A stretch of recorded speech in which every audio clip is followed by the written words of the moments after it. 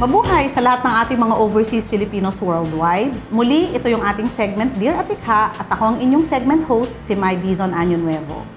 Ngunit bago natin basahin ang ating letter sender, ay nais kong batiin si Isabel Warren ng Dubai at ang ating si Vivian Napenas, correspondent sa United Arab Emirates. At ngayon, basahin natin ang liham ni Aida, isang OFW from Hong Kong.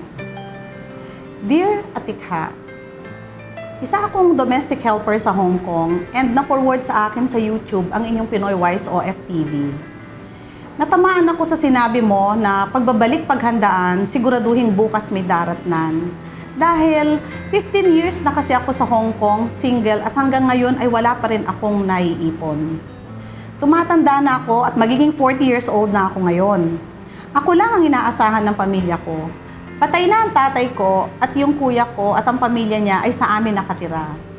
Wala siyang trabaho kahit siya'y graduate ng 2 years HRM. Ako ang nagpapaaral sa 2 anak niya, isang elementarya at isang high school. Marami na akong naibigay na puhunan sa kuya ko para sa negosyo at laging nalulugi. Hindi ko naman matiis na hindi bigyan at kaawa-awa ang mga pamangkin ko. Gusto ko naman makaipon na para sa sarili ko kasi pagtanda ko ay ako naman ang nakakaawa. Bigat na ako sa responsibilidad pero anong ang gagawin ko?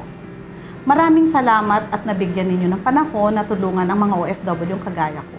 Aida. Maraming salamat Aida sa pagsulat mo sa amin. Aida, alam mo, ang problema mo, yung sobrang pagiging dependent ng pamilya mo sa remittance, ay isa sa malaking suliranin na nakikita namin na masamang resulta ng pag-abroad. Hindi na nagsikap ang mga pamilya dito sa Pilipinas dahil may inaasahan sa mga naka-abroad. Mukhang naging kampante na ang kapatid mo dahil nandyan ka naman para saluhin ang kanyang responsibilidad. 15 years na sabi mo at hanggang ngayon ay wala ka pang naipupundar sa sarili mo. At tama ka, kailangan mong mag-ipon para sa iyong pagtanda o sa anumang pwedeng mangyari sa iyo. Una, matuto kang magsabi ng hindi. Learn to say no. Sabihin mo hanggang saan lang ang kaya mo sa pamilya mo. Madaling sabihin ito pero mahirap gawin. Kailangan naniniwala ka sa puso mo at matibay ang dibdib mo na kaya mo itong gawin. Kung hindi, mahihirapan ang kuya mo dahil nandyan ka palagi para sumalo at hindi siya matuto na tumayo sa sarili niya. Nagiging negatibo na ang epekto ng pagtulong mo sa kanya. Pangalawa, mag-family meeting kayo at magplano.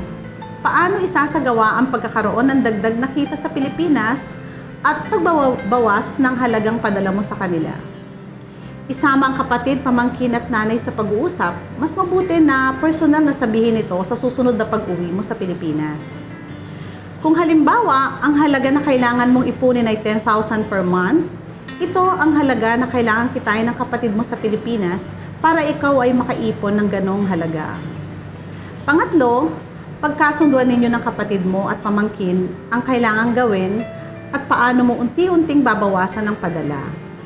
Kung tingin mo ay mahihirapan ang kapatid mo na magawa ito kaagad, bigyan mo ng time hanggang kailan at magkano ang ipapadala mo na lamang sa kanya. Para ang halaga na kailangan mong ipunin ay siguradong maiipon, kaltasin kaagad ang savings at ilagay sa investment na hindi madaling ma-withdraw. Huwag lang ilagay sa savings deposit sa bank.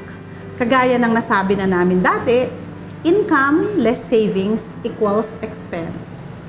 Aida, sana nakatulong kami sa iyo at kung may karagdagan ka pang katanungan, mag-email ka sa info@pinoywiseoftv.org, call or text 0917-569-1031 or check our website www.pinoywiseoftv.org.